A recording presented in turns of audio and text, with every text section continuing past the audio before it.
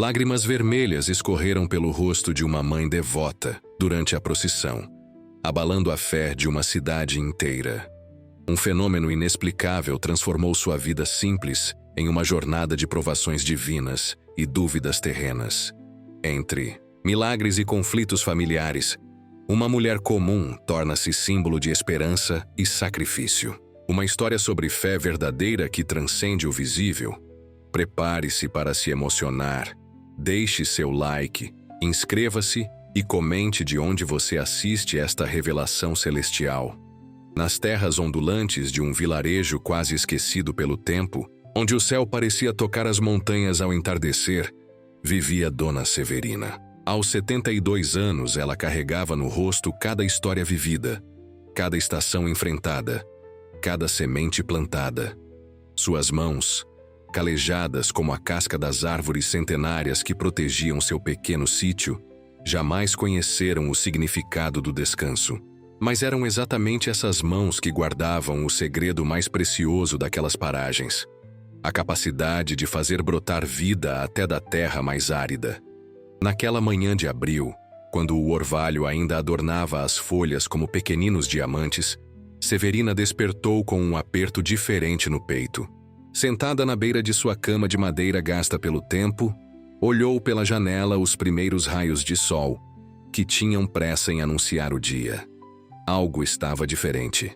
O vento sussurrava mensagens que só seu coração experiente conseguia decifrar.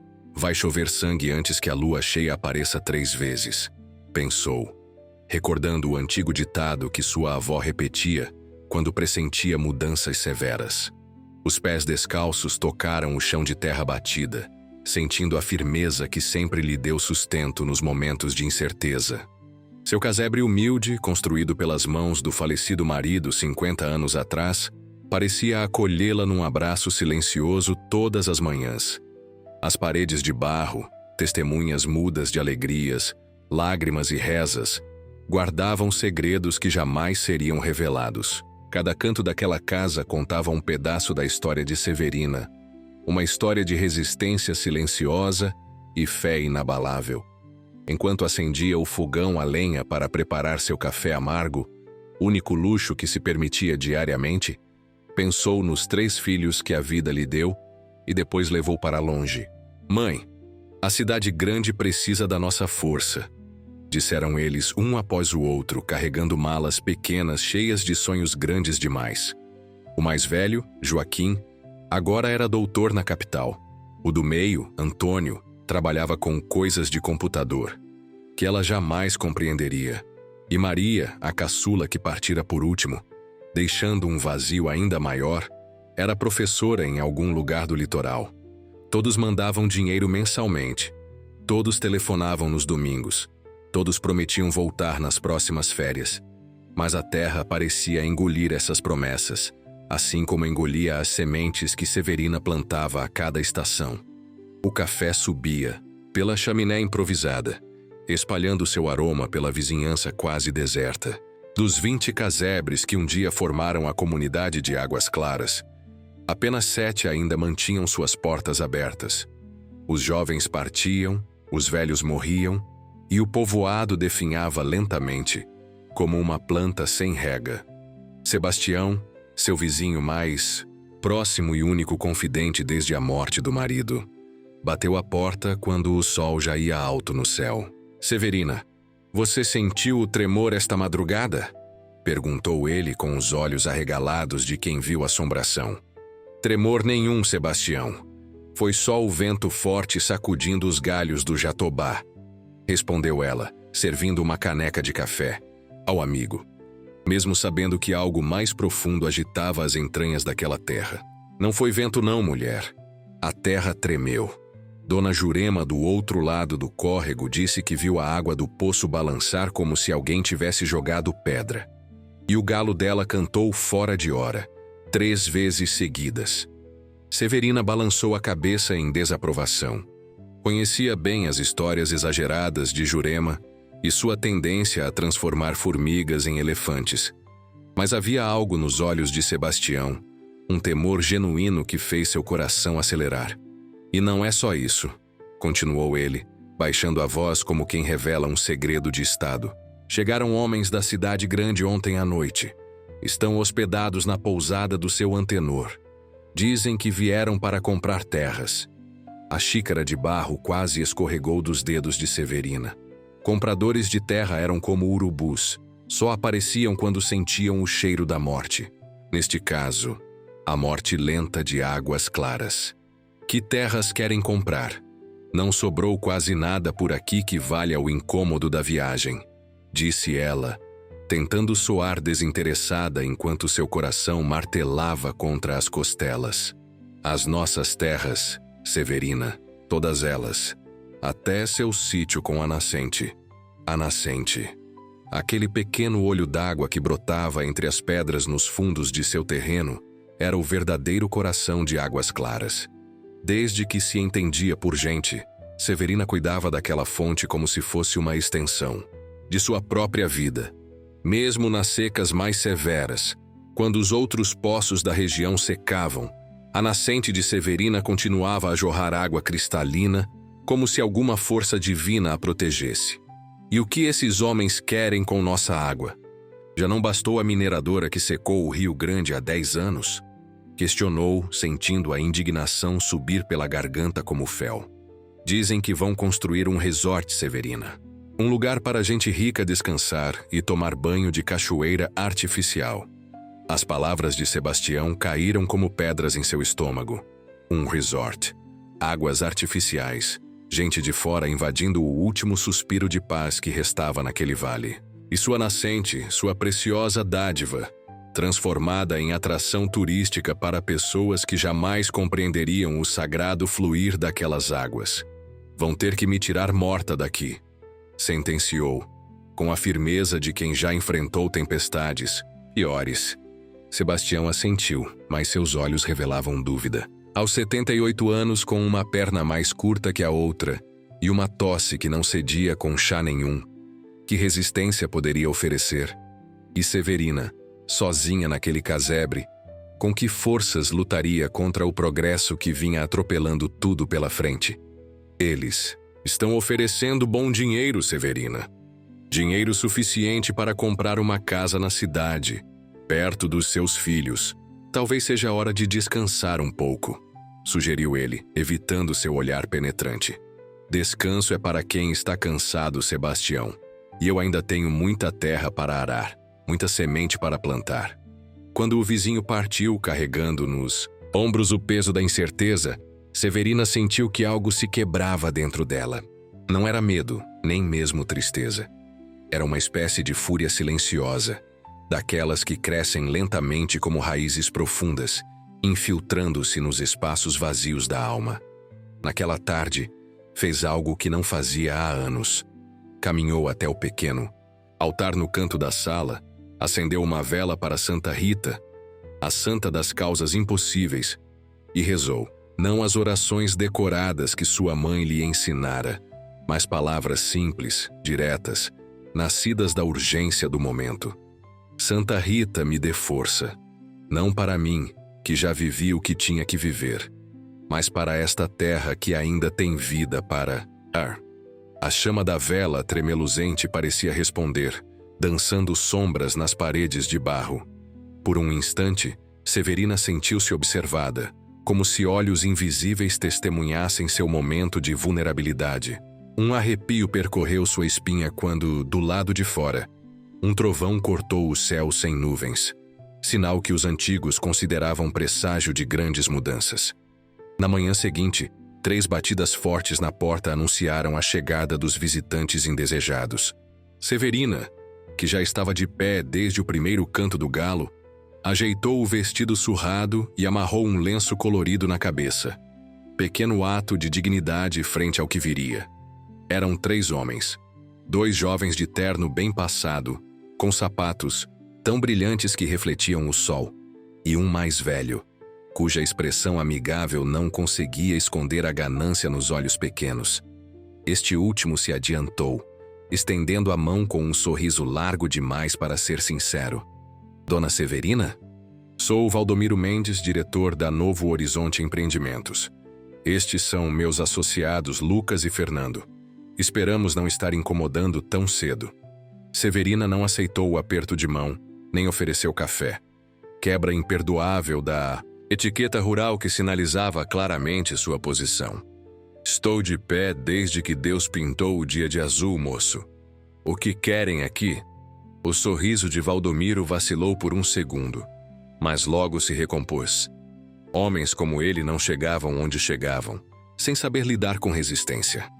Bem, dona Severina, viemos trazer uma proposta que vai mudar sua vida. A senhora sabia que está sentada literalmente em cima de um tesouro? O único tesouro que tenho é o que Deus me deu.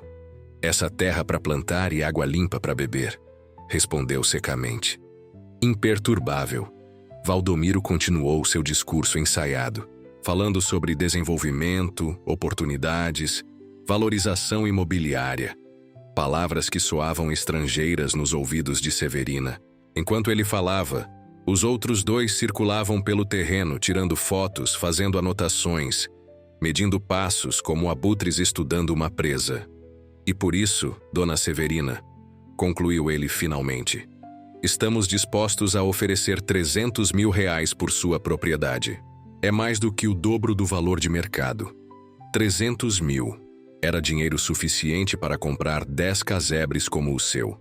Dinheiro que poderia garantir remédios para o resto de sua vida, visitas frequentes aos filhos, talvez até uma televisão, de tela plana como a que vira na casa de Antenor. Por um breve momento, Severina permitiu-se imaginar uma vida sem o peso diário da enxada, sem o despertar antes do sol, sem a luta constante contra pragas e secas. Uma vida de descanso, talvez, na cidade grande perto de seus netos que mal conhecia. Então, seus olhos pousaram na velha mangueira ao lado da casa, a mesma que seu marido plantara no dia em que Joaquim nasceu. Hoje, gigante, fornecia sombra, frutos e abrigo para pássaros que enchiam as manhãs com seus cantos. Quantas histórias aquela árvore poderia contar? Quantas risadas infantis ecoaram sob seus galhos? E se as árvores pudessem falar, o que diria o jatobá centenário que guardava os limites de sua terra? Que desculpas daria ao córrego que serpenteava alegre pelos fundos da propriedade? Não está à venda, respondeu finalmente, com uma calma que contrastava com a tempestade em seu peito. Valdomiro pestanejou confuso. Não estava acostumado a recusas, especialmente quando o dinheiro falava tão alto. Dona Severina, talvez a senhora não tenha entendido bem. São R$300 mil, em dinheiro vivo. A senhora poderia comprar uma casa confortável na cidade, ficar perto dos médicos, dos seus filhos. Entendi perfeitamente, moço. E minha resposta é não. Esta terra não tem preço porque não está à venda. Os olhos do empresário endureceram. O sorriso cordial deu lugar a uma expressão calculista. A senhora sabe que é apenas uma questão de tempo, não sabe? Todos os seus vizinhos já concordaram em vender. O que vai fazer sozinha aqui quando todos partirem? Quando não houver mais ninguém para ajudar caso precise? Era uma ameaça velada, mas Severina conhecia bem aquele tipo de persuasão. Vivera o suficiente para reconhecer quando tentavam manipular seus medos. Já estou praticamente sozinha há anos, moço. E ainda assim, a terra continua me sustentando e eu a ela. Somos boas companheiras. Valdomiro ajeitou a gravata visivelmente irritado. Os outros dois pararam suas atividades percebendo que a situação se complicava. Pense bem, senhora. Não estamos falando de sentimentalismos, mas de negócios. R$400 mil, minha oferta final. Mais do que isso seria insanidade empresarial. Severina não respondeu. Simplesmente virou as costas e entrou em casa, fechando a porta. Através da janela, observou os 3 homens confabulando em seu terreiro, gesticulando como galinhas agitadas. Finalmente entraram no carro reluzente e partiram, levantando poeira no caminho de terra. Quando o silêncio voltou a reinar, Severina sentiu o peso de sua decisão. Não era tola. Sabia que aqueles homens não desistiriam facilmente. Tinham dinheiro, poder e influência. Armas contra as quais sua enxada e seu terço pareciam insignificantes. Nos dias que se seguiram, A notícia correu pelo que restava da comunidade. Um a um, seus poucos vizinhos vieram visitá-la. Alguns para tentar convencê-la a vender, outros para expressar apoio silencioso. Sebastião foi o único que permaneceu fielmente ao seu lado, apesar das dúvidas que o corroíam. Eles ofereceram o dobro por minha terra, Severina. Disseram que por causa da nascente no seu terreno, todo o projeto depende da sua venda. Era uma informação valiosa. Se seu pequeno pedaço de terra era assim tão crucial, talvez tivesse mais poder de barganha do que imaginara inicialmente. Na noite do 7º dia após a visita dos empresários, Severina acordou sobressaltada. Um barulho metálico vinha da direção da nascente. Agarrando o lampião e um pedaço de madeira que mantinha ao lado da cama, avançou pela escuridão do quintal. Duas figuras se moviam furtivamente entre as árvores.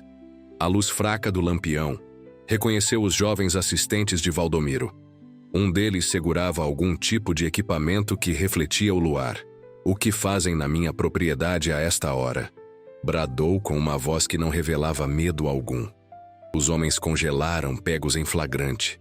O mais jovem parecia genuinamente assustado, mas o outro manteve a compostura. "Apenas realizando algumas medições, Dona Severina. Para o estudo de impacto ambiental", respondeu ele com falsa cordialidade. "Saiam imediatamente ou chamo a polícia por invasão." Os homens trocaram olhares rápidos. Sabiam que a ameaça era quase vazia. O posto policial mais próximo ficava a quase 1 hora de carro e dificilmente se dariam ao trabalho de vir por queixa de uma idosa. "Medições ilegais não vão ajudar no processo de desapropriação", continuou Severina, jogando um blefe desesperado. "Meu filho advogado me explicou todos os meus direitos." A menção de um advogado na família surtiu efeito. Recolhendo rapidamente seus equipamentos, os homens se afastaram, não sem antes deixar uma ameaça no ar. "A senhora está apenas adiando o inevitável.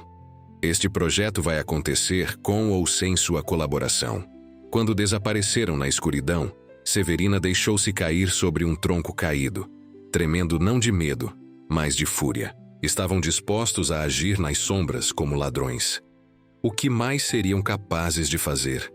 Na manhã seguinte, descobriu a resposta para essa pergunta. A nascente, sua preciosa fonte de água cristalina, estava obstruída com terra e pedras. Alguém havia deliberadamente bloqueado o fluxo natural da água. Suas mãos trêmulas removeram os obstáculos, libertando novamente o fluxo. Mas o recado estava dado. Aquilo era apenas o começo. Foi nesse ponto crítico que o inesperado aconteceu. Maria, sua filha caçula, chegou sem aviso. Aos 42 anos, carregava nos olhos a mesma determinação da mãe. E no coração, um amor pela terra que a educação nas cidades não conseguira apagar completamente. "Sebastião me ligou, mãe. Contou o que está acontecendo", explicou ela, abraçando a velha senhora com força. "Vim ver como posso ajudar." Algo dentro de Severina se aqueceu. Uma brasa há muito adormecida pela solidão que agora voltava a arder. Ter Maria de volta, mesmo que temporariamente, parecia um sinal de que a luta valia a pena. Juntas, mãe e filha começaram a articular uma resistência mais organizada. Maria, com seu conhecimento de mundo e suas conexões na capital, trouxe novas estratégias para o campo de batalha. Primeiro, contatou jornalistas amigos, que publicaram a história da idosa que resistia sozinha contra um grande empreendimento. Depois, acionou grupos ambientalistas que rapidamente se interessaram pela preservação da nascente, uma das últimas fontes naturais não contaminadas da região. Enquanto isso, Severina continuava sua rotina diária: plantar, colher, rezar. Mas agora cada ato ganhava contornos de resistência. Cada pé de couve que brotava da terra parecia um pequeno soldado verde em seu exército silencioso. A presença de estranhos tornou-se constante em Águas Claras. Jornalistas, ativistas, curiosos, todos queriam conhecer a guardiã da nascente. Como Severina passou a ser chamada nas reportagens. Sua história simples transformara-se em símbolo de resistência contra a ganância desenfreada e o desenvolvimento predatório. Valdomiro não demorou a reagir. Se não podia vencer pelo dinheiro ou pela intimidação, tentaria pela burocracia. Surgiram questionamentos sobre a documentação das terras, insinuações de que Severina seria apenas posseira sem direitos legais, ameaças veladas de desapropriação por utilidade pública. Foi então que Joaquim, o filho mais velho, entrou na batalha. Como advogado renomado na capital, trouxe consigo o peso da lei. Descobriu que as terras de Severina possuíam registro legítimo desde o tempo de seu avô. Mais do que isso, a nascente em sua propriedade alimentava subterraneamente o rio que abastecia 3 municípios vizinhos, o que a tornava área de preservação permanente, segundo a legislação ambiental. Antônio, o filho do meio, contribuiu à sua maneira. Com seu conhecimento em tecnologia, criou um site e páginas em redes sociais, contando a história de sua mãe e denunciando as práticas questionáveis da Novo Horizonte Empreendimentos. Em poucos dias, milhares de pessoas acompanhavam o caso, ampliando a pressão sobre os investidores. A família, antes dispersa pelos cantos do país, reunia-se agora em torno de uma causa comum: defender não apenas um pedaço de terra, mas todo um modo de vida, uma história, uma herança. O auge do conflito chegou 3 meses depois da primeira visita dos empresários. Uma assembleia comunitária foi convocada no salão da antiga escola rural, agora desativada. De um lado, Valdomiro e sua equipe, com gráficos coloridos e promessas de progresso. Do outro, Severina e seus filhos, apoiados por ativistas ambientais e alguns poucos moradores que ainda resistiam à venda de suas terras. O empresário, agora claramente impaciente com os obstáculos, apresentou o que chamou de proposta final: um resort ecológico que preservaria a nascente como atração central, emprego para os moradores locais e uma indenização ainda maior para Severina. R$ 1 milhão, quantia que fez a plateia sussurrar em espanto. Quando chegou sua vez de falar, Severina levantou-se lentamente. O silêncio tomou conta do salão. Não era uma oradora experiente, mas cada palavra que pronunciava carregava o peso de décadas vividas em harmonia com aquela terra. Moço, o senhor fala de dinheiro como se fosse a única língua que existe no mundo. Mas esta terra fala outras línguas. A da chuva que cai no tempo certo. A do vento que anuncia mudanças. A das sementes que só brotam quando são plantadas com amor. Sua voz, normalmente suave, ecoava agora com uma força que surpreendia até seus filhos. O senhor me oferece R$ 1 milhão. É muito dinheiro, sim. Mas me diga, quanto vale o canto do sabiá que me acorda todas as manhãs? Qual o preço do pôr do sol que pinta de vermelho minha varanda? Quanto custam as memórias do meu marido plantando cada árvore daquele pomar? São coisas que seu dinheiro não pode comprar, moço. A plateia, antes dividida, agora ouvia em silêncio respeitoso. Até mesmo os aliados de Valdomiro pareciam tocados pela sinceridade daquela mulher simples. Esta nascente não é minha para vender. Ela estava aqui muito antes de mim e estará muito depois que eu me for. Sou apenas sua guardiã por um breve momento. O que dá ao senhor o direito de transformá-la em atração para turistas, só porque tem dinheiro para isso. Valdomiro tentou interromper, mas Joaquim, com a autoridade de advogado, garantiu que sua mãe concluísse. Minha proposta é outra, continuou Severina. Deixem a nascente e as terras ao seu redor em paz. Construam seu hotel mais adiante se quiserem. Mas este pedaço de céu que Deus me confiou, este ficará preservado não para mim, nem para meus filhos, mas para todos que virão depois de nós. Um silêncio profundo seguiu-se às suas palavras. Então, lentamente, começaram os aplausos. Primeiro tímidos, depois mais fortes, até se transformarem numa ovação que fez tremer as velhas paredes da escola. Valdomiro, percebendo que a opinião pública havia virado completamente contra ele, tentou uma última cartada. E quem garante que a senhora, depois que partirmos, não venderá para outro? Ou que seus filhos, após a senhora partir, não farão o mesmo? Foi Maria quem respondeu, dando um passo à frente. Já pensamos nisso. Estamos propondo a criação de uma reserva ambiental particular, legalmente constituída. A nascente e as terras ao seu redor serão protegidas por lei, independentemente de quem seja o proprietário. A proposta pegou até mesmo Severina de surpresa. Seus filhos haviam planejado aquilo sem lhe contar, temendo sua resistência inicial à ideia de abrir mão do controle total sobre suas terras. Mas agora, compreendendo o alcance daquela solução, ela assentiu com um sorriso. Os meses seguintes foram de intensa atividade em Águas Claras. A história de Severina ganhara projeção nacional, atraindo a atenção de autoridades e ambientalistas. O projeto do resort foi redesenhado, afastando-se da área da nascente e incorporando princípios genuinamente sustentáveis, não apenas como estratégia de marketing, mas como condição imposta pela comunidade mobilizada. A Reserva Natural Severina Oliveira foi oficialmente criada, protegendo não apenas a nascente, mas toda a biodiversidade ao seu redor.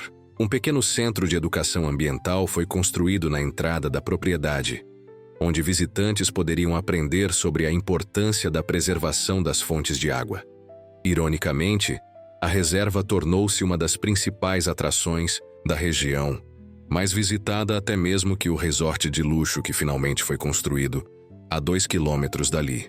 Severina, relutante no início, acabou assumindo o papel de guia ocasional, compartilhando com visitantes de todas as idades seu conhecimento ancestral sobre plantas medicinais, ciclos da natureza e agricultura sustentável. Sua casa de barro ganhou algumas melhorias, um banheiro interno, energia solar, água encanada, mas permaneceu essencialmente a mesma, como ela fazia questão de manter. Casa velha não se reforma toda de uma vez, senão perde a alma, dizia aos filhos quando insistiam em construir uma casa nova para ela. O mais surpreendente foi o renascimento gradual de Águas Claras. Com a atenção voltada para a região, outros pequenos empreendimentos sustentáveis começaram a surgir. Antigos moradores que haviam partido para as cidades grandes retornavam, trazendo conhecimentos novos, mas sedentos das raízes que haviam deixado para trás. Jovens agricultores, inspirados pela história de resistência de Severina, chegavam buscando terras para cultivo orgânico. Numa tarde de primavera, 2 anos após o início daquela batalha que parecia perdida, Severina sentou-se sob a velha mangueira, observando um grupo de crianças que explorava cuidadosamente as margens do córrego, orientadas por Maria, que agora dividia seu tempo entre a escola na cidade e um projeto de educação ambiental na reserva. Sebastião, seu fiel amigo, juntou-se a ela, trazendo 2 xícaras de café recém-coado. Quem diria, Severina, que sua teimosia salvaria não só sua terra, mas traria vida nova para todo o povoado? Ela sorriu, aceitando o café com gratidão. Não foi teimosia, Sebastião. Foi fé. Fé de que a terra sempre encontra um jeito de se regenerar, desde que a gente não desista dela. Observando o sol que começava a se pôr, tingindo o céu com tons de laranja e rosa, Severina sentiu uma paz profunda. Sua luta não havia sido em vão. As sementes de resistência que plantara haviam brotado em algo muito maior do que jamais imaginara. Sabe, Sebastião, passei a vida inteira pensando que minha missão era cultivar esta terra. Só agora entendi que, na verdade, era a terra que estava me cultivando. O velho amigo assentiu em silêncio compreensivo. Não eram necessárias mais palavras entre eles. O vento suave agitava as folhas da mangueira, criando uma música que parecia embalar os sonhos de um futuro que, finalmente, havia chegado. Nas semanas que se seguiram, algo extraordinário começou a acontecer na nascente de Severina.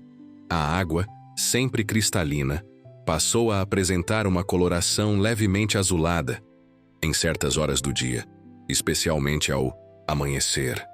Alguns diziam ser apenas um efeito da luz refletindo em minerais naturais. Outros, mais conectados às antigas crenças, sussurravam sobre bênçãos divinas e águas milagrosas. A notícia se espalhou rapidamente. Logo, pessoas de vilarejos vizinhos começaram a visitar a nascente, trazendo garrafas para levar um pouco daquela água especial. Histórias de curas inexplicáveis começaram a circular. O reumatismo de Dona Josefa, que melhorara após banhos diários, a asma do pequeno Miguel, que desaparecera misteriosamente, as dores nas costas de seu Toninho, que haviam dado trégua após décadas de sofrimento. Severina observava tudo com uma mistura de ceticismo e reverência. Não acreditava em milagres instantâneos, mas conhecia bem o poder curativo da natureza quando respeitada em seus ciclos. Talvez a verdadeira cura estivesse no ato de fé daquelas pessoas, na reconexão com a terra, no silêncio contemplativo junto à nascente, longe do barulho e da pressa das cidades. Os filhos de Severina demonstravam reações distintas ao fenômeno. Joaquim, sempre racional, preocupava-se com a exploração comercial que poderia surgir. Antônio via o potencial para estudos científicos sobre a composição mineral daquela água tão especial. Maria, a mais sensível aos saberes tradicionais, enxergava ali uma oportunidade para resgatar conhecimentos ancestrais sobre cura e bem-estar. Numa tentativa de organizar aquela peregrinação espontânea, a família decidiu estabelecer algumas regras simples. Visitantes poderiam levar água apenas para uso pessoal, nunca para venda. O acesso à nascente seria limitado a certos horários para permitir a regeneração natural do local. E uma pequena contribuição voluntária seria sugerida para a manutenção da reserva. Foi nesse contexto que Valdomiro reapareceu, quase 6 meses após o acordo, que redesenhara seu projeto original.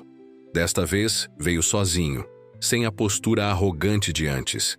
Pediu para falar com Severina em particular, um pedido que ela atendeu com cautela. Sentados na varanda simples, observando o movimento de visitantes que chegavam à reserva, ele finalmente revelou o motivo de sua visita. Dona Severina, vim pedir perdão. O pedido, inesperado e aparentemente sincero, pegou-a desprevenida. Seus olhos experimentados buscaram nos dele algum sinal de falsidade, mas encontraram apenas um cansaço genuíno. Perdão pelo quê, exatamente? Questionou ela, sem hostilidade, mas com a franqueza que lhe era característica. Por não ter enxergado o que a senhora via. Por pensar que progresso só poderia vir destruindo o que já existia, em vez de se construir em harmonia com ele. Valdomiro explicou que o resort, construído segundo os novos princípios sustentáveis, estava prosperando muito além de suas expectativas. Turistas vinham especificamente atraídos pela possibilidade de estar próximos à reserva natural e à história de resistência que ela representava. A senhora transformou minha derrota na maior lição de negócios que já recebi, confessou ele, com um sorriso cansado. Aprendi que preservar pode ser mais lucrativo do que destruir. Severina permaneceu em silêncio por alguns instantes, processando aquelas palavras. Não esperava uma conversão tão completa daquele homem que representara tudo o que ela combatia. Ainda assim, algo em sua intuição dizia que havia verdade naquela transformação. O senhor me parece diferente, observou finalmente. Menos ganancioso. Valdomiro riu sem humor. A ganância cobra seu preço, dona Severina. No meu caso, foi um infarto há 2 meses. Os médicos disseram que foi por estresse. Eu sei que foi por viver correndo atrás de dinheiro, sem nunca ter tempo de gastar em coisas que importam. A revelação trouxe uma nova dimensão àquele encontro. Não eram mais apenas adversários, reconciliados, mas 2 seres humanos compartilhando a fragilidade da existência. Água da nascente não cura coração ganancioso, disse Severina com um toque de humor em sua sabedoria. Mas mudar de vida, isso sim pode fazer um coração bater melhor. Eles conversaram por mais algum tempo, compartilhando perspectivas sobre a transformação que Águas Claras experimentava. Antes de partir, Valdomiro fez uma proposta surpreendente. Queria financiar a expansão do Centro de Educação Ambiental da Reserva, transformando-o em um instituto de pesquisa sobre mananciais e sustentabilidade. Será uma forma de retribuir o que tentei tirar daqui, explicou.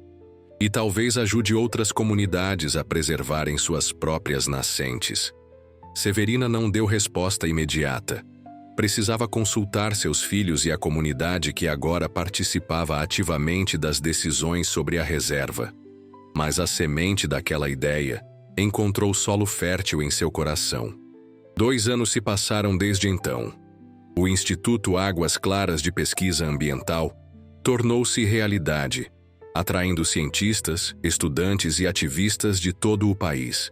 O pequeno povoado, que parecia condenado ao esquecimento, revivia com energia renovada. Casas abandonadas ganhavam novos moradores, jovens agricultores estabeleciam cultivos orgânicos, artesãos locais encontravam mercado para seus produtos entre os visitantes. Severina, agora com 77 anos, continuava em sua casa de barro melhorada, recusando-se terminantemente a trocar o fogão a lenha por um fogão de botão, como chamava os elétricos. Seus filhos, antes distantes, agora participavam ativamente da vida da comunidade. Maria havia se mudado definitivamente para Águas Claras, assumindo a coordenação educativa do instituto. Antônio dividia seu tempo entre a capital e o povoado, trazendo tecnologias sustentáveis e conhecimento digital para a comunidade. Joaquim, mesmo mantendo sua carreira na cidade grande, era presença constante nos fins de semana, ajudando a estabelecer a base legal para projetos comunitários. Numa tarde de domingo, com a família reunida para o almoço semanal, Severina observava seus netos, 2 de Joaquim e 1 de Maria, brincando ao redor da nascente. A mais nova, de apenas 4 anos, falava com a água como se esta pudesse responder, criando histórias fantásticas sobre fadas aquáticas e reinos subterrâneos. Vovó, a água me contou um segredo, anunciou a pequena com olhos brilhantes, quando voltou para junto dos adultos. E que segredo foi esse, minha flor? Perguntou Severina, entrando na brincadeira. Ela disse que você é uma árvore mágica disfarçada de gente, que suas raízes vão tão fundo na terra que tocam o coração do mundo. Os adultos riram da imaginação infantil, mas Severina sentiu algo estremecer dentro de si. De certa forma, aquela fantasia continha uma verdade profunda sobre sua conexão com aquela terra. Naquela noite, sozinha em seu quarto, Severina revisitou mentalmente toda a jornada dos últimos anos, como sua resistência solitária havia se transformado em um movimento, como seu pequeno ato de coragem havia inspirado tantas mudanças. Não era vaidade o que sentia, mas uma espécie de gratidão reverente pelo papel que lhe fora concedido naquela história maior. Sabia que não viveria para ver todos os frutos daquela transformação. Como a semente que se sacrifica para que a árvore cresça, seu tempo era limitado. Mas observava com serena satisfação os brotos que já nasciam. Nos olhos curiosos das crianças que aprendiam a amar a terra, na energia renovada da comunidade, que redescobria suas raízes no cuidado com que cada gota d'água era agora tratada. A gente semeia sem saber exatamente o que vai colher, murmurou para si mesma, enquanto o sono chegava lentamente. Mas semear já é em si um ato de fé no futuro. Lá fora, a nascente continuava seu fluxo eterno, indiferente aos dramas humanos, mas de alguma forma entrelaçada ao destino daquela comunidade. E nas profundezas da terra, onde raízes ancestrais se encontravam com as águas subterrâneas, algo vibrava em harmonia perfeita. A mesma harmonia que Severina sempre sentira, mesmo nos momentos mais difíceis, mesmo quando estivera completamente sozinha em sua resistência. A verdade que ela agora compreendia plenamente e que transmitia silenciosamente a todos que cruzavam seu caminho era simples e profunda.